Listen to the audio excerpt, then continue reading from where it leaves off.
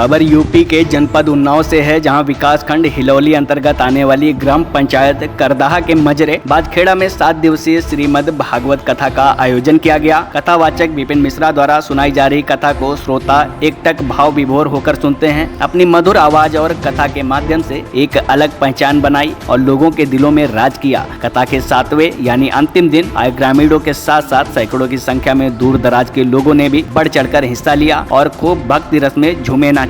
कथा समापन के बाद ग्रामीणों ने कथावाचक विपिन मिश्रा जी को खूब सराहा, तो कहीं कथावाचक विपिन मिश्रा अपने विचार व्यक्त करते हुए सभी गांव व क्षेत्र के लोगों से दिलों में भक्ति भाव रखने की बात कहते हुए कहा कि धरती पर अधिक पाप बढ़ने पर ही कोरोना वायरस जैसे प्राण घातक बीमारी जन्म लेती है। श्रीमद् भागवत कथा से हमें क्या सीख लेनी चाहिए, इस पर ग्रामीणों ने भी अपने विचार व्यक्त किए। इस दौरान रज्जू यादव, सर्वेश, राम मिलन, दयाशंकर, संजय, राजकुमार, देशराज, भोला और बुद्धिलाल भी उपस्थित रहे। क्या कुछ बोले कथावाचक के साथ ग्रामीण, देखिए इस रिपोर्ट में। जब हमारे संवाददाता राजेश कुमार यादव ने उनसे बातचीत की तो क्या कुछ बोले कथावाचक और ग्रामीण, देखिए इस रिपोर्ट में। श्रीमद् भागवत कथा में कथावाचक विपिन शास्त्री ने जमकर तालियां बटोरी। नमस्कार, आप सभी दर्शकों का टीवी वन इंडिया न्यूज में स्वागत है। मैं हूं आपके साथ राजेश कुमार यादव। हम इस समय मौजूद है करदाहा ग्राम पंचायत के मजरे बाजखेड़ा में, और करदाहा ग्राम पंचायत उन्नाव जिले की विकासखंड हिलौली क्षेत्र में आता है। और यहाँ पर 7 दिवसीय श्रीमद् भागवत कथा चल रही थी, और ज्यादा कुछ जानकारी के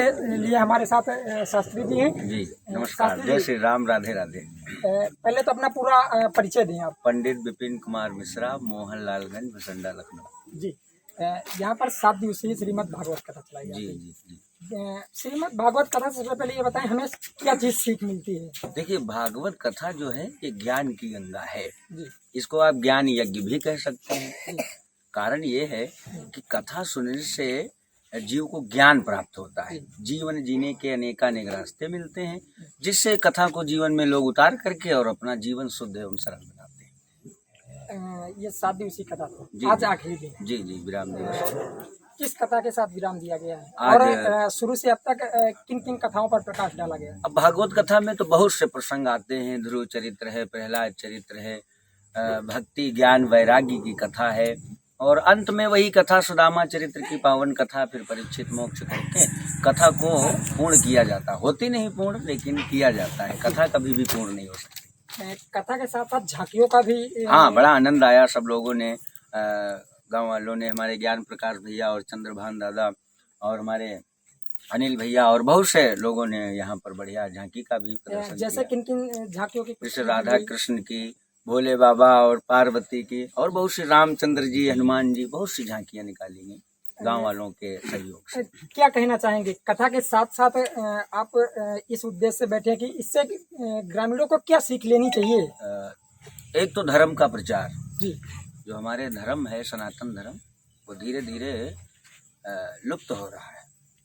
तो एक तो धर्म का प्रचार, दूसरे लोगों को ज्ञान मिलेगा, और जब ज्ञान मिलेगा तो लोगों का जीवन शुद्ध एवं सरल होगा। इसीलिए कथाएं निरंतर चल रही, और बहुत कथाएं हो रही, बड़ा आनंद आ रहा है। आपके मन में ये कथा का ही कीड़ा क्यों काटा?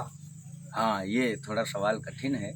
इसका जवाब हमारे पास नहीं, क्योंकि हमें याद ही नहीं कब से हम इस लाइन में हैं, और शायद घर वालों ने रुचि देखी होगी बचपन में और विद्यालय में छोड़ दिया। पढ़ाई करने के बाद IAS IPS जैसी कई भर्तियां देखते हैं। जी जी। लेकिन आपके मन में ऐसा क्या आया कि आप अब ये नहीं बता सकते। बचपन में हमें नैमिष में छोड़ा गया, और जब हमने समझना सीखा कि ये संसार है, ये लोग हैं, तो हमने अपने आप को इसी रूप में पाया।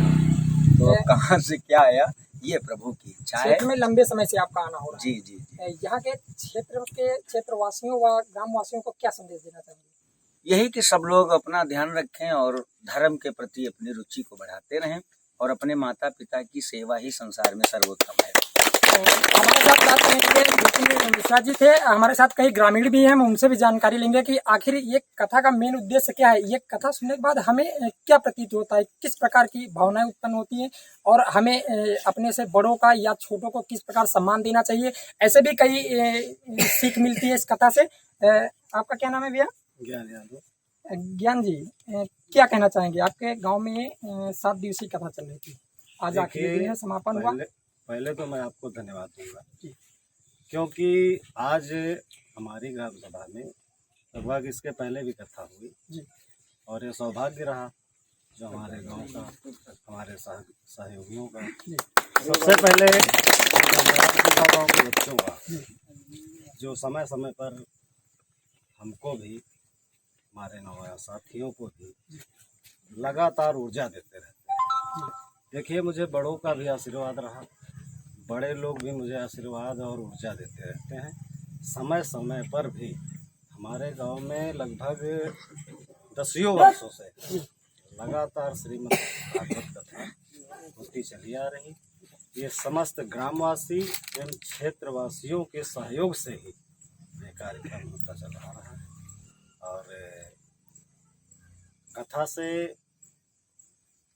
ये फायदा जरूर होता है कि अभी अमेरिका की यूनिवर्सिटी में सर्च किया गया कि कथा सुनने से लाभ क्या होता है।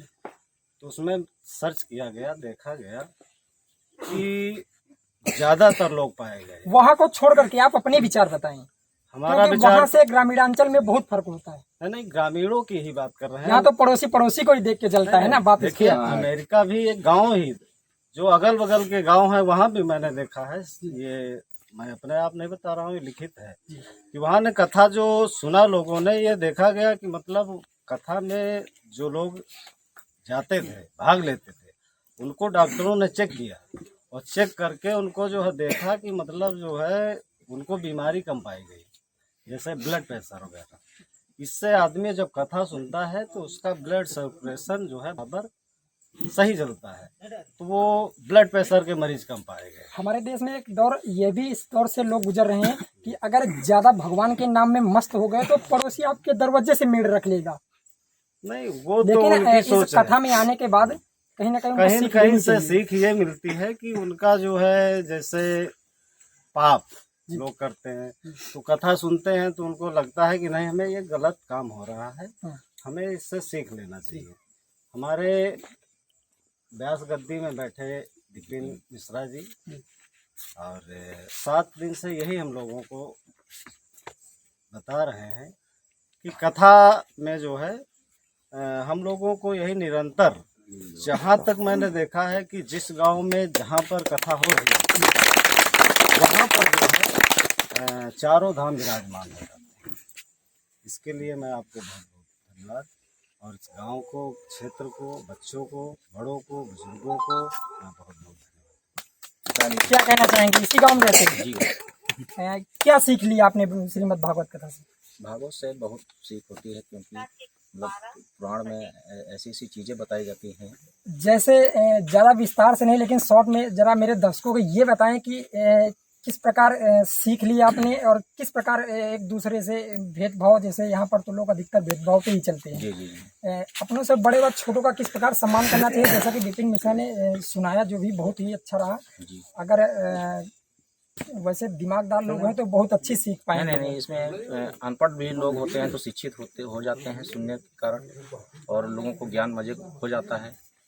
बहुत लोग अनपढ़ होते हैं, उनको शिक्षित होना पड़ता है और इससे मजे।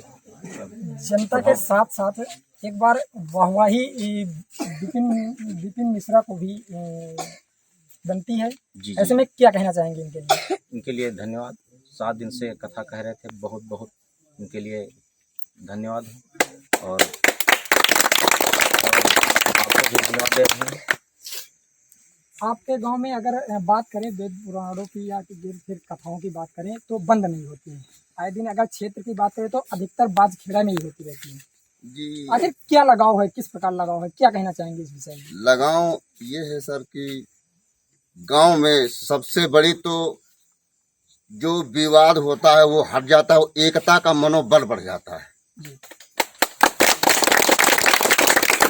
जो कोई नाराज भी है गांव में, इस नगरी में छोटों बड़ों का आदर मिलता है, सम्मान मिलता है।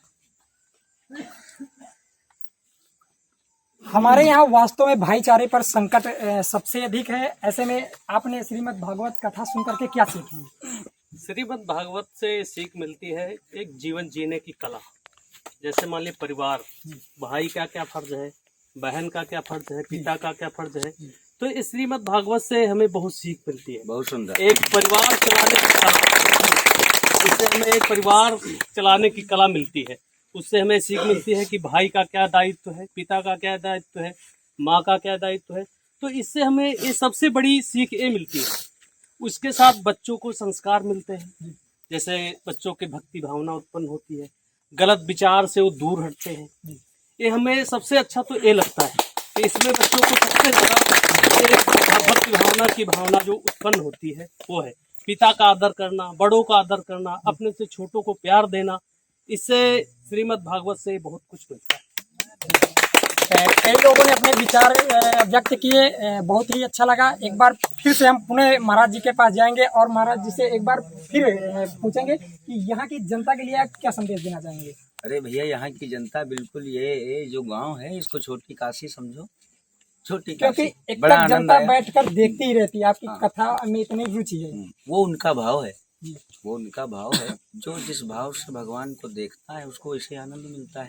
जाती रही भावना जैसे तो ये इनका लोगों का भाव है। जैसे हमारे यहाँ ये कहते हैं कि अगर कथा में आने से हमने क्या सीख ली, जैसे कि अगर विद्या पुस्तकों में है तो फिर विद्यालय जाने से क्या फायदा है। नहीं, बगैर गुरु के ज्ञान नहीं आएगा।